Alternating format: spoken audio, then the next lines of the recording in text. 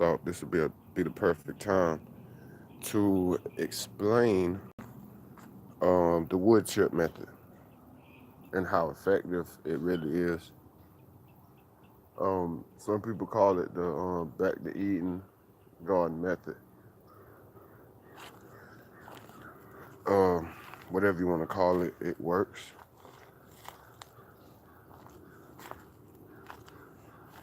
Pretty much every tree is in wood chips. Um, I grew lettuce plants in wood chips. Um, and the thing about the wood chips is you don't have to wait for them to degrade until they're black soil. And wood chips don't take years and years to degrade anyway. Um, cause I tried it. I've been gardening. My daughter is 7 months. I started gardening 4 months before she was born. So this month or next month I make a year. So, and I've tried it over and over again, and it works already. Um, Probably when I first started, I put wood chips in a pot, and 3 months later, all the wood chips were gone. So that's a good thing.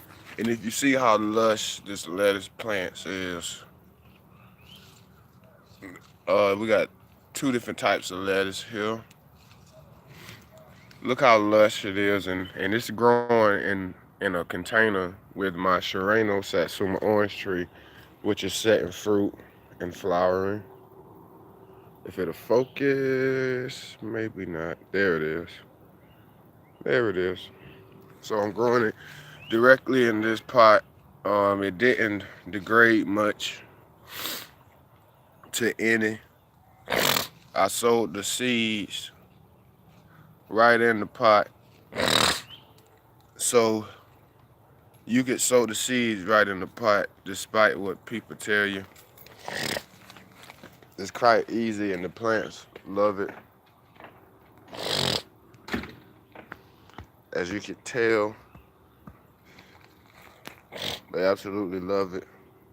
No, you don't see any nutrition deficiencies, and the leaves just keep getting bigger and bigger and bigger and so big and heavy that they've been falling over.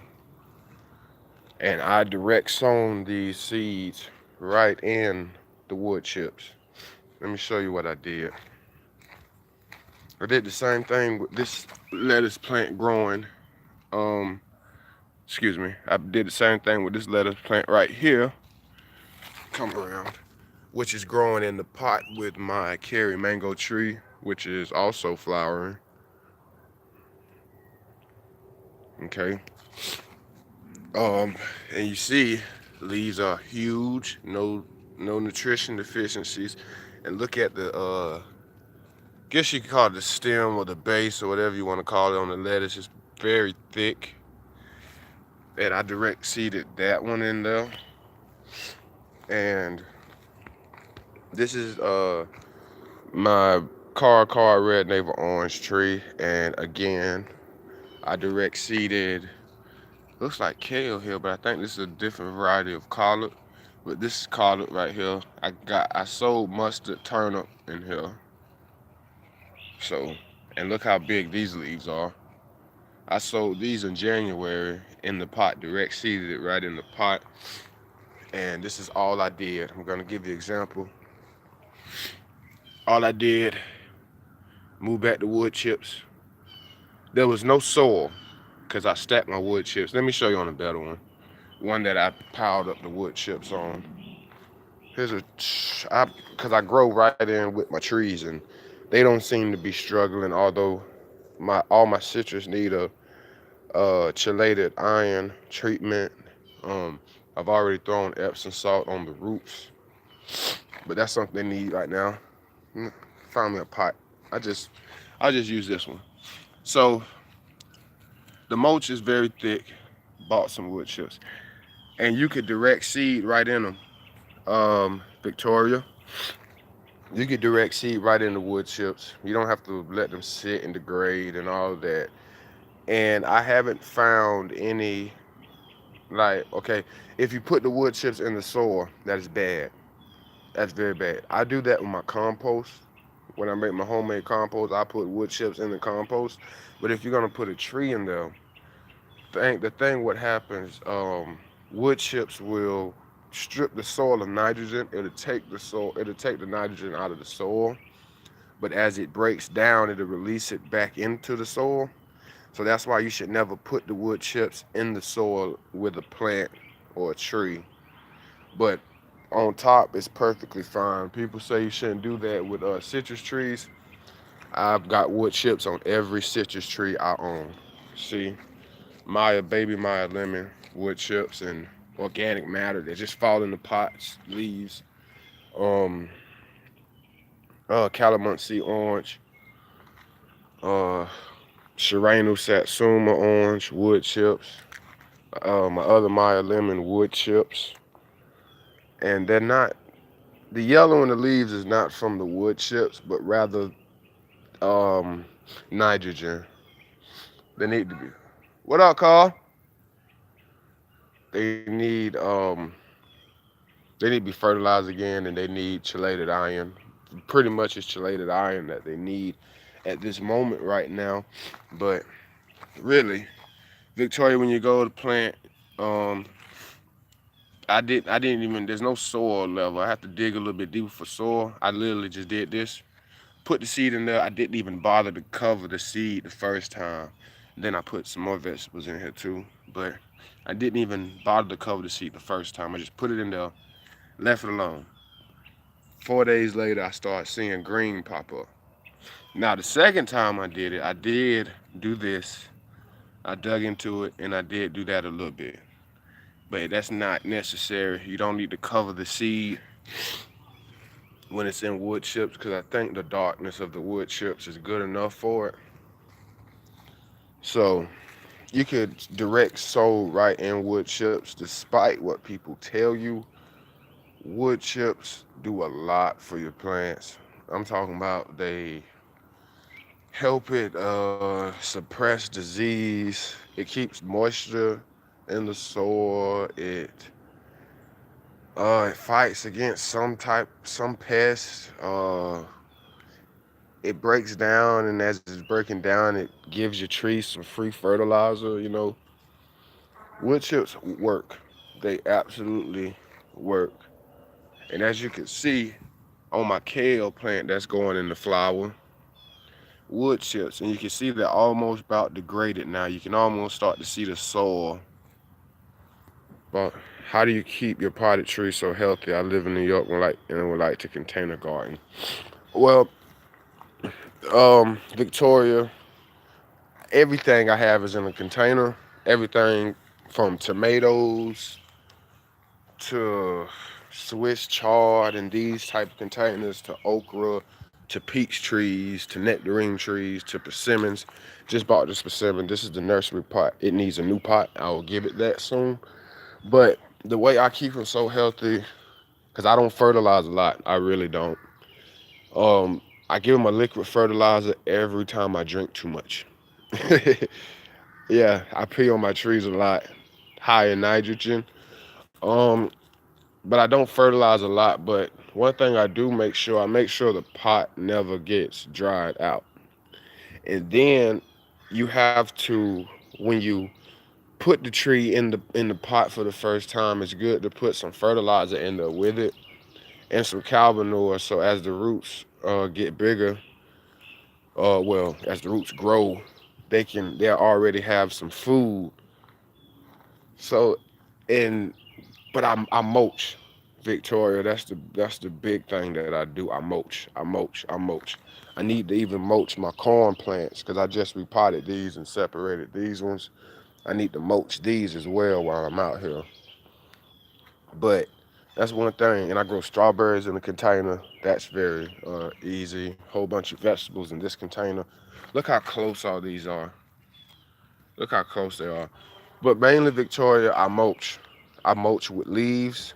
Cause if you look at my gyro persimmon, my first persimmon I bought, If you look in there, you'll see all types. You see guava leaves I cut when I pruned this guava tree back. Um, you see a grape that my daughter didn't finish. I threw in there. You see leaves, whole bunch of leaves. Um, and that's what I do. I just mulch. I mulch heavy, heavy mulch. And you live in New York, and depending on what part of New York you live in, you could grow everything I'm growing here. Probably not a mango, but but besides the mango and the guava, you pretty much can grow everything I have in New York. Cause I got cousins in New York, and they got orange and lemon trees, and they're doing good because citrus are, you know what I'm saying, they can stand the cold a little bit. Probably can get a fig to grow up there as well. See how healthy the fig, the foliage since it broke dormancy is good. It had three figs, only one is left up there right now. But this is you get two crops of figs. You get the early crop, which is the lighter crop, and then the later crop, which should be the heaviest crop. But one thing you have to do with container trees is you have to stay on top of it. Have to. Especially when you see any deficiencies, you got to nip that in the bud. Don't ever forget neem oil is some good pesticide. It comes from the neem plant, so all it is a oil from another plant to retard pests to another plant. So it's natural. But don't forget to mulch. Always mulch. Always. Even the plants that are in the ground are mulched. You see, my tomatoes and my peppers that I recently planted, they're mulched. My new peppers, they're mulched. I mean, my new tomatoes that I put, they're mulched. I put this blueberry in the ground. I'll mulch it later. But hopefully it comes back because I forgot about it actually in the garden. So it's in a pot for a month too long. Cucumbers, they'll get mulched. But mulch, peppers over here got mulched. Mulch is going to help you with a lot of stuff. It's going to help the plant. It's going to make it easier for the plant to get nutrition. It's going to keep the soil moist so the plant can have enough water in the soil to take up that nutrition. It's gonna keep a lot of stuff away, and I don't really do much to my trees in containers because when I first pot them, I pot them up good, give them some fertilizer, give them some compost, my homemade compost and chicken manure that I get from the nursery, and I pot them up in that, and then I mulch them, and I do not fertilize. Like my guava tree, they say you should fertilize guava trees every 2 to 3 months because they're heavy feeders. Don't do it. I don't do that. I cannot even tell the last time I fertilized a guava tree. Actually, yes, I can. I think it was December. Oh, hold on. Let me see what you said.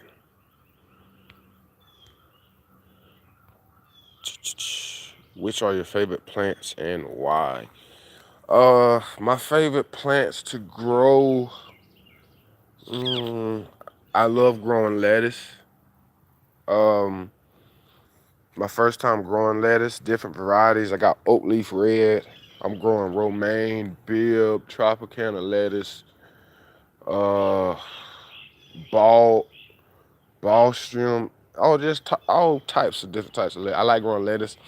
I love growing mangoes because I'm in North Florida, about 60 miles from Gainesville, 80 miles from Tallahassee, right in the middle. And I'm in a place where mangoes do not thrive in North Florida, only South Florida, Mid Florida, South Florida. But I love growing mangoes. Um, I'm trying to see. Persimmons. I got a great thing with persimmons now since I did research. And the reason why I like growing lettuce is it's easy, it's simple. They basically take care of themselves if you can keep the grasshoppers away from eating the leaves. Oh, and pak choi. I love growing pak choi because they taste so good. That's a Japanese cabbage, Asian cabbage, and that's easy to grow. And they take care of themselves basically. I love growing mangoes because the satisfaction to see the panicles like how they look on TV. It makes me feel good inside. And this is my first season growing mangoes. I bought this mango um the day my daughter was born. No, the day after my daughter was born. So August 17th, I bought this mango. 17th or 18th, because we was there for 2 days. She was born the 16th, so I believe I bought this the 17th, and it flowered the next season. So I love I love the look of the flower on the mango. Persimmon, because there's so many different varieties of persimmon in Victoria. Have you had a persimmon? Not an American persimmon, but Japanese persimmon. They are delicious, and they also are easy to grow. Not too many critters mess with their leaves, except grasshoppers. The grasshoppers will eat pretty much everything. There's so many different varieties. This is Matsumoto waste persimmon. It's supposed to be bigger than Fuyu persimmon. And then back there in the back corner back there, that's gyro persimmon right here. That's gyro persimmon. Um, I love growing those because they're easy, they grow fast, and they taste good. Um, and Japanese oranges, Victoria, because I'm in Florida, so that's what we do here. Excuse the mess, y'all. I'll clean it up later.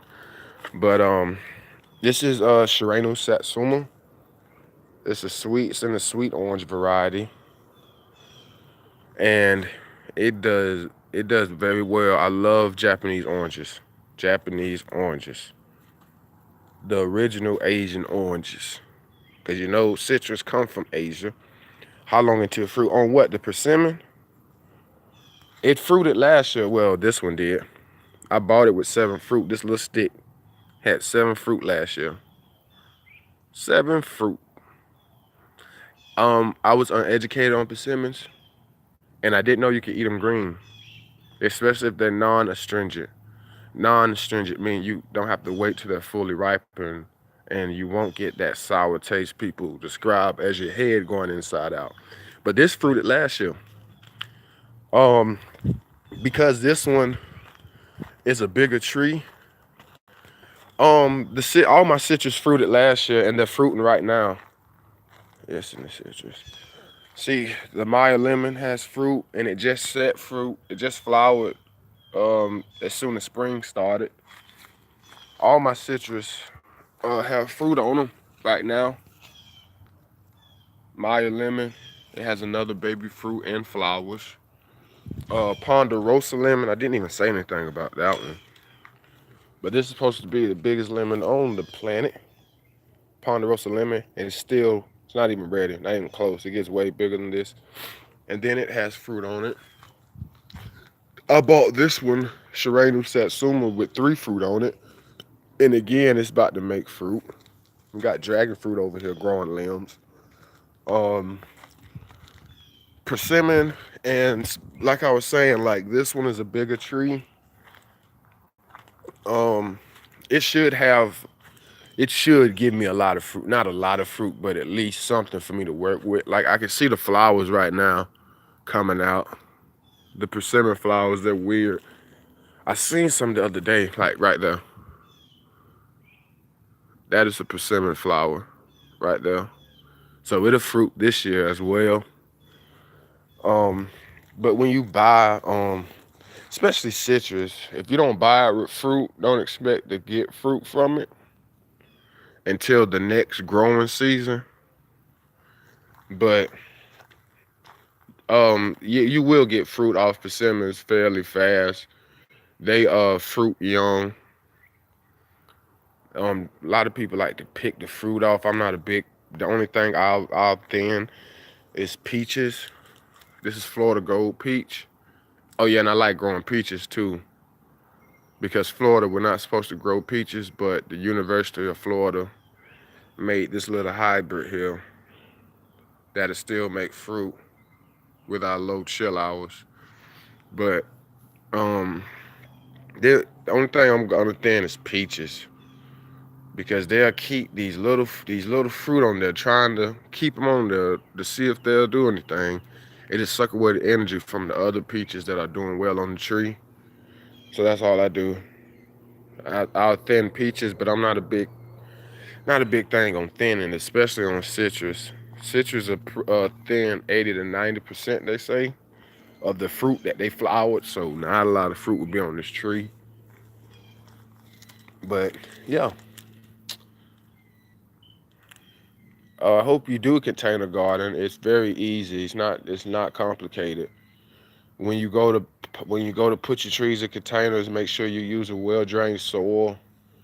Um, Make sure you get some vermiculite just in case you buy some bad potting soil and it holds too much moisture. Um, Make sure you fertilize a little, put a little bit of, not a lot, just a little bit in there. Mix it all together. Um, you don't have to buy all the stuff people telling you to buy, like mycorrhiza and rock dust and volcanic ash, and you don't have to do all that. How do you discourage rodents?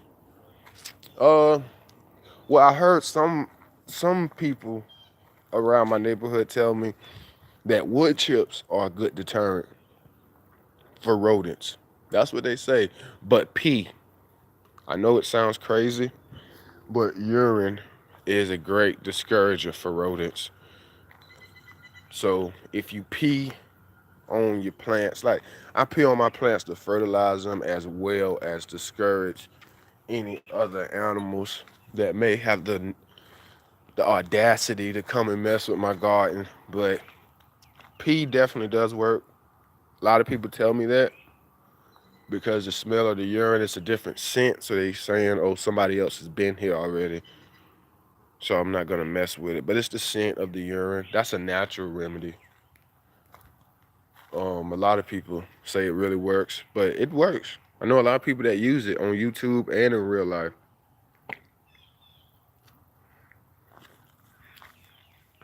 Got corn over here doing great.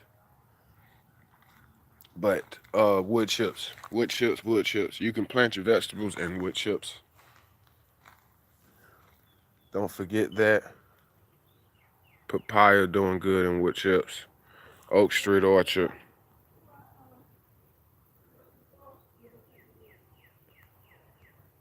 Thank you. You inspired me. What should I look for when buying persimmons? Look for if you like to wait and you like the jelly like texture, you want to get an astringent. That means you have to wait until the whole fruit turns red and basically falls off the tree so you don't get that bad taste that everybody talks about. But if you want the fruit and still be able to eat it green and don't have to worry about waiting until the fruit turns fully red or orange or whatever color, you want to get non-astringent because a lot of people don't know much about persimmons. Always get a non-astringent. You can get different. They have different varieties, but the best variety they have out there is Fuyu. Like this is Matsumoto Waste Persimmon, and it is a type of Fuyu. There's a type of Fuyu as well as the gyro persimmon. It too is a type of Fuyu persimmon. So it's a off variety of persimmon, but it's different varieties out there. I would tell you to go with a Fuyu or do something as if it says astringent, get it because you don't want that pain out here. But always look for non-astringent. Let me show you what the word looks like. You see it? Non-astringent, full sun, non-astringent. That's what you want when you're looking for persimmon. And I hope I can inspire you. It's very easy. It's very cheap. I haven't spent not even $300 on my fruit trees. I've spent like 250 on my 26 fruit trees. But I haven't spent 300, which I think that is very good for the way my orchard is looking now. So hopefully that's what we're here for. Veronica, Victoria, I'm sorry. But that's what we're here for, to inspire each other to grow our own food and live healthier and live cheaper. Oak Street Orchard.